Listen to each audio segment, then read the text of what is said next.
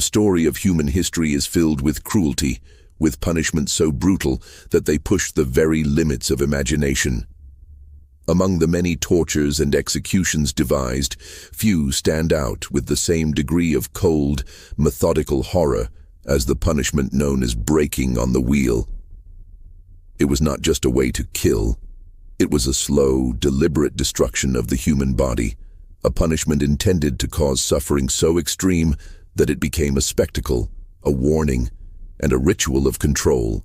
It has been called the most painful death in history, a method where bones were shattered, bodies twisted beyond recognition, and life drained away not in minutes, but in hours, sometimes even days. To understand breaking on the wheel, one must first step into the world that created it. This was a Europe gripped by fear of crime, heresy, and rebellion, where kings and magistrates believed that pain could teach obedience. Public executions were not merely acts of justice, but theater, staged events designed to terrify the crowd into submission. The wheel became one of the most infamous instruments of that theater, its name whispered with dread across villages and towns. It was not a simple tool, but a performance of destruction, one that unfolded slowly, piece by piece, as the condemned person's body was systematically broken. The execution itself began with the prisoner bound, tied down, or placed on the ground. The wheel, often a large wagon wheel with iron rims, loomed above them.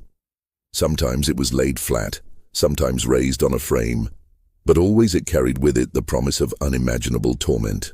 The executioner's weapon was often a heavy iron bar or hammer, swung with precision not to kill instantly, but to maim. The first blow might come down on a shin, snapping the bone like dry wood. Then another on the thigh, the femur shattering under the weight of iron. The condemned would scream, the crowd watching in silence or murmurs as limb after limb was crushed. Arms, legs, shoulders, all struck in a pattern designed to prolong suffering. Each strike broke a new piece of the body, leaving the victim alive but reduced to agony, their limbs twisted, their bones splintered. Once the bones were broken, the shattered body would be woven into the spokes of the wheel itself. Sometimes the victim was placed alive onto the wheel, their broken limbs threaded through the gaps, their body bent unnaturally to fit the wooden frame. The wheel would then be raised, mounted upright on a post for all to see. There the condemned would hang, alive but helpless, left to die slowly from shock, blood loss, and exposure. Birds would circle above, sometimes landing to peck at the helpless flesh. Days could pass before death came, each moment an extension of pain, each breath a struggle against inevitable doom. The cruelty of the wheel was deliberate. Death was not meant to be merciful or swift. It was meant to be a demonstration of power. The slow unraveling of the body was a reminder that crime, rebellion, or heresy would not only be punished but broken apart, dismantled in full view of society. For rulers and judges, the wheel was a tool of fear, more powerful than prisons or fines. To see a body shattered on the wheel was to be reminded of the reach of authority. To hear the screams was to understand the cost of defiance. The origins of the wheel can be traced back to antiquity, with roots in Roman punishment and later adaptations by medieval courts. By the Middle Ages, it had become one of the most feared sentences across much of Europe.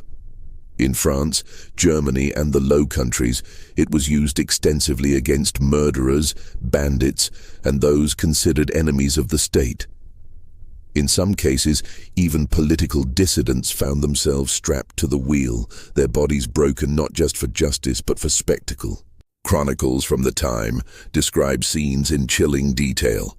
A man tied down in a public square, the executioner swinging the bar in rhythm, the crowd reacting with both horror and fascination.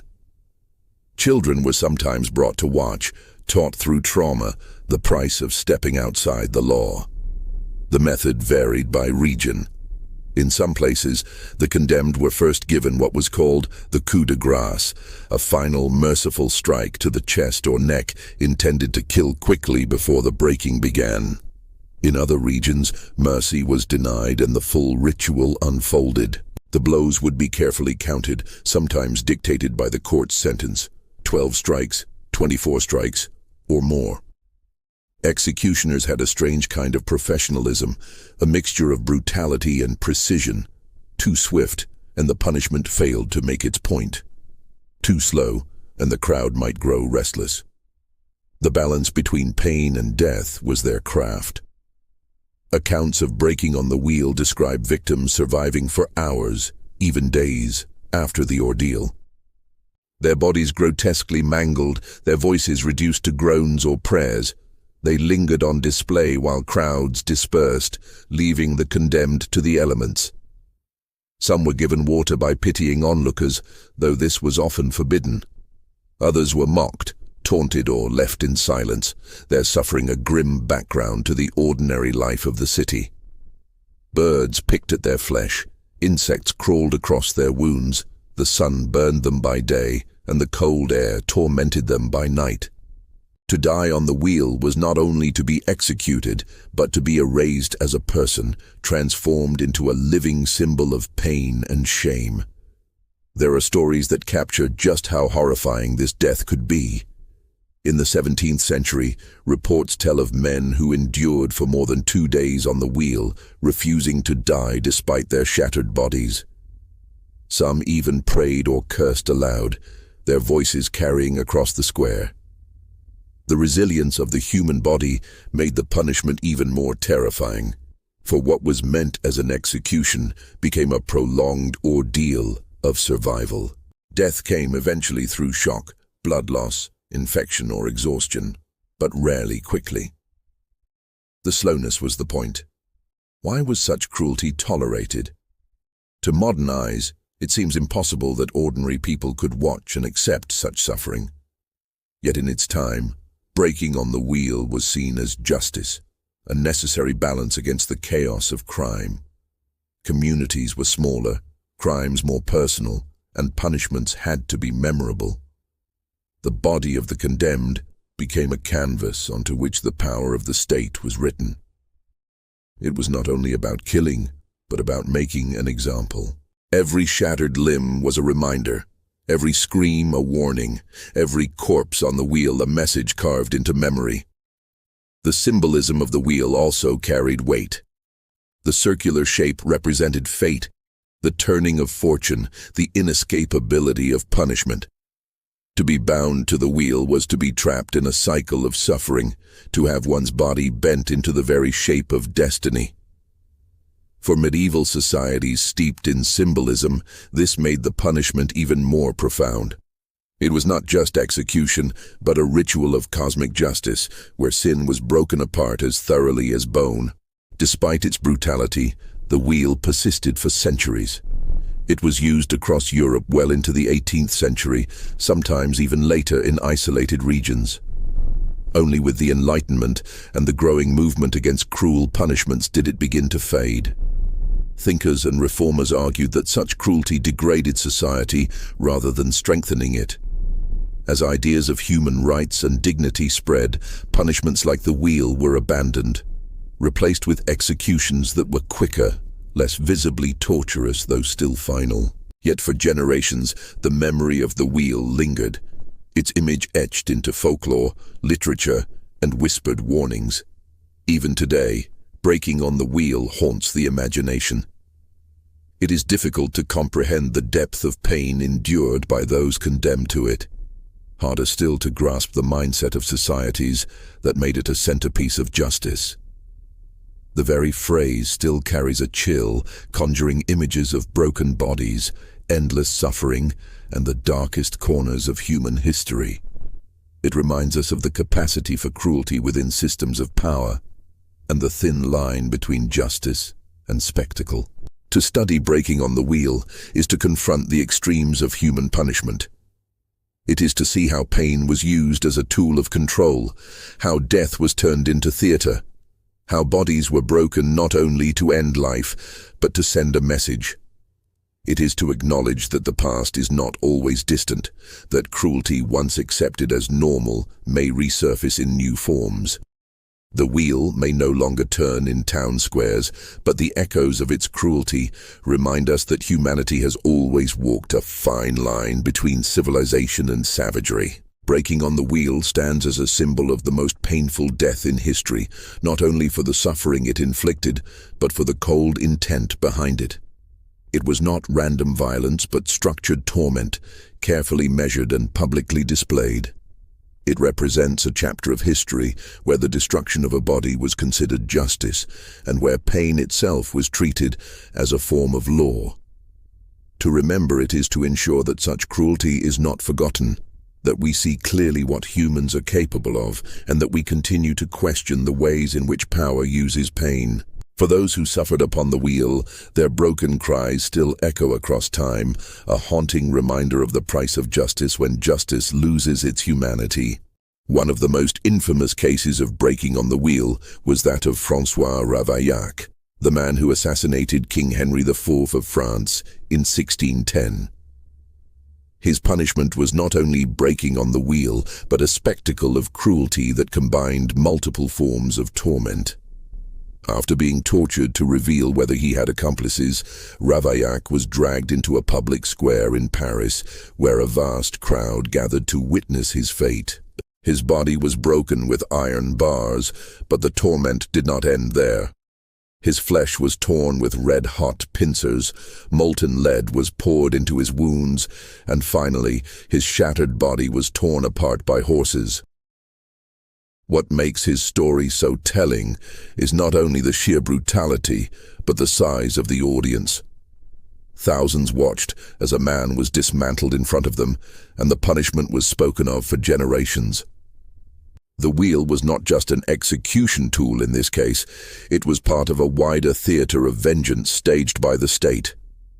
Another case, perhaps even more haunting, was that of Matthias Klostermeier, better known as the Bavarian Hiessel, a notorious outlaw in southern Germany. Captured in 1771 after years of leading a band of rebels and robbers, he was sentenced to death by the wheel in Augsburg. The sentence was carried out with meticulous cruelty. Klostermeier's limbs were smashed one after another with an iron bar. Then he was woven alive into the wheel and left to die. Contemporary accounts note that he remained conscious for hours, groaning in pain while thousands of spectators looked on. For the authorities, it was a final statement. No outlaw, however popular, could defy the law without facing the most brutal of punishments. For the common people, many of whom admired him as a kind of folk hero, the sight was both horrifying and unforgettable. The wheel here was used not just as punishment, but as political theater, a display of power meant to crush not only Klostermeier, but also the spirit of those who might have followed him. The endurance of some victims only added to the legend of the wheel.